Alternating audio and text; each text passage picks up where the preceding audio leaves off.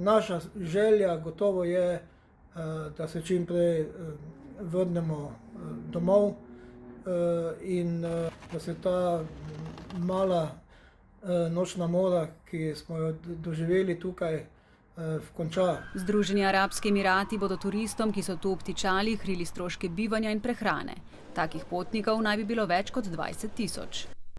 Res pa je tudi to, da ko sem to informacijo malo prej preveril pri našem receptorju, o tem ni imel pojma, tako da na to se ne bomo preveč zanašali. Sam domov bi radi, pa nič drugega. Šola je, službe so, seveda se sekiraš zaradi tega. Problem je, ker so pa res leti vsi zasedeni do 10. 11. marca. Če so bile včeraj letalske karte razprodane v manj kot uri za 4-kratnik običajne cene, so danes v mestu Malé razprodane prav vse nastanitve in tudi cene letih so za nekajkrat poskočile.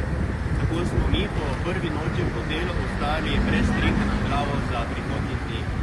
V otoku je ostalo na tisoče ljudi, tudi nekaj Slovencev, prav vsi brez informacij, kdaj bomo lahko prišli domov.